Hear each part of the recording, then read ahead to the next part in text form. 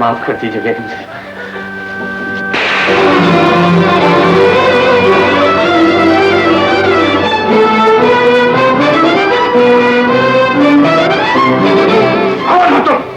और यहाँ तुम्हें किसने बुलाया? जी मैं मैंने कहा किया? सेठ साहब, ये तो अपना तांगे वाला है, ये रोजाना हमारे बच्चों को स्कूल लेकर जाता है। सलाम। सलाम। तुम यहाँ कैसे आए? हम यहाँ ऐसे तो नहीं आए, अपनी बहन से मिलने आए हैं, है ना भैया? बाजी खालदा, देखा आपने भाईजान की तुम्हारे घर में क्या इज्जत हो रही है? क्या बकती हो? हमारी बहू तुम्हारी बहन किस तरह हो सकती है? बहू इधर आओ। कौन लोग हैं ये? क्या तुमने इन्हें बुलाया है? क्या तुम इन्हें जानती हो? जी मैं इन्हें नहीं जानती, ना मैंने इन्हें बुलाया है। मगर ये लड़की तो कहती है कि वो यहाँ अपनी बाजी से मिलने आई है। ये लड़की झूठ बोलती है सेठ साहब, मुझे माफ कर दीजिए, मैं टांगे वाला हूँ। खुशी की महफिल देखकर इस ख्याल से आ गया कि शायद वापसी के लिए किसी मेहमान को टांगे की जरूरत हो। बेवकूफ, नॉनसेंस। ये सेठों का घर है और यहाँ सेठ मेहमान है जिनके पास अपनी कार होती है, किसी को टांगे की जरूरत नहीं। आउट! आई से गेट आउट!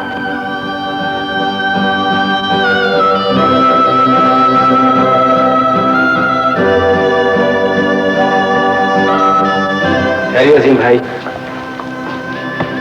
आप इन रिश्तेदारों की महफिल से बेइज्जत होकर नहीं जा सकते। ख़वातीन हज़रात, जिससे आप एक मामूली तांगे वाला समझ रहे हैं, वो एक बहुत बड़ा आदमी है। क्या बकते हो? ठहरी डैडी, एक छोटा ऐलान आपने किया था जिसे मैंने बड़ी खामोशी और सब्र के साथ सुना। एक सच्चा ऐलान मैं करूंगा जिसे आप भी बर्दाश्त कीजिए। हाँ तो हजरात, मेरे डैडी ने कहा था कि मेरी बीवी सेलोन के एक बहुत बड़े दौलतमंद की बेटी है। हकीकत यह है कि मेरी बीवी एक बहुत बड़े आदमी की बेटी है। हाँ, यही तो मैं कह रहा था बेटे। मेरी बीवी का बाप एक मिल में मजदूर था। उसने मरते वक्त अपनी तीनों बेटियों की तालीम का बोझ अपने बड़े बेटे के कांधे पर डाला और बड़े भाई ने बाप का किरदार अदा करके अपनी तीनों बहनों को आला तालीम दिलवाई। अब आप ही बताइए कि ये मामूली तांगे वाला बड़ा आदमी है या मेरे डैडी, जो अपनी झूठी आन बान का भ्रम रखने के लिए इतना बड़ा झूठ बोल के आप सब लोगों को बेवकूफ बनाने की कोशिश कर रहे हैं। हम बेवकूफ नहीं है मियां, हम सब समझ चुके हैं। तुम्हारी बीवी इस कोशवान की बहन है जो तांगा चलाता है। ये आदमी जो मेरे पास खड़ा है, ये सिर्फ तांगा चलाता है। न मेरे बाप की तरह चक्कर चलाता है, न आपकी तरह कुछ और चलाता है। मैं क्या चलाता हूँ? अपना कारोबार चलाता हूँ। मेहमानों के साथ तमीज से बात करो। डैडी, मैं आपके इन तमाम मेहमानों को जानता हूँ। नॉनसेंस! इस लड़की को लेकर यहाँ से निकल जाओ। आज से न तुम मेरे बेटे हो और ना इस नींद से मेरा कोई वास्ता है। ऐसा ना कहिए सेठ साहब, खुदा के लिए ऐसा ना कहिए, मेरी बहन का घर बर्बाद हो जाएगा। मैं आपसे वादा करता हूँ, मैं वादा करता हूँ सेठ साहब कि आज के बाद मेरी जबान पर खालदा का नाम भी नहीं आएगा।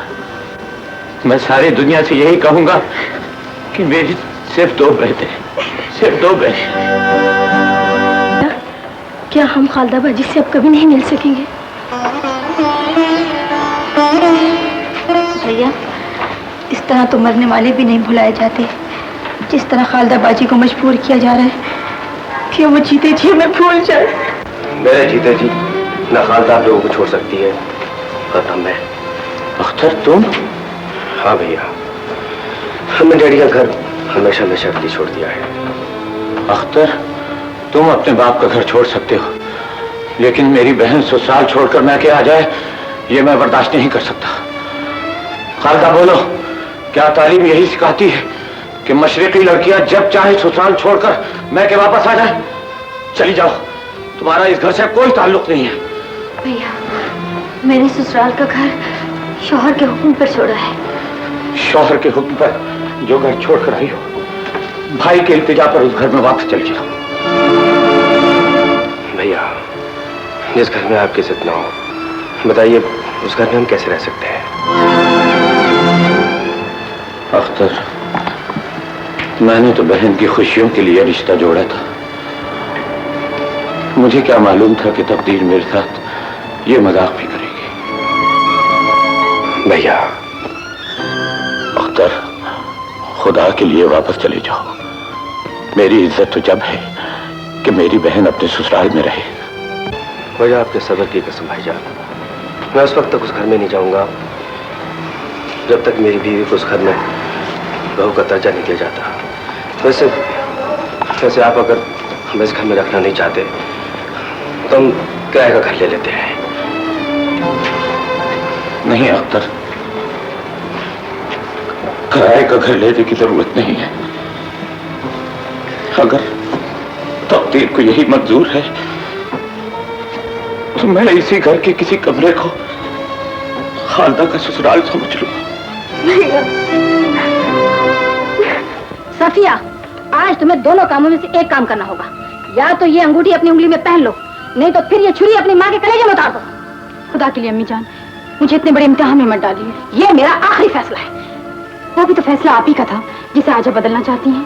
मैंने अपना फैसला तेरे सुख के लिए बदला है। मैंने तो अपने दुख सुख की मंजिल आपके पहले फैसले को बना रखा है। आज तुझे अपना रास्ता बदलना पड़ेगा। तुझे अजीम की कसम, जिसकी मोहब्बत आज तक तेरे दिल से नहीं गई, ये अंगूठी पहन ले। अम्मी, एक तरफ आप अजीम की कसम देती हैं और दूसरी तरफ अजीम को मुझसे छीनना चाहती हैं। अगर आपकी यही खुशी है तो मैं अपनी मोहब्बत को आपकी खुशी की खातिर कुर्बान कर दूंगी।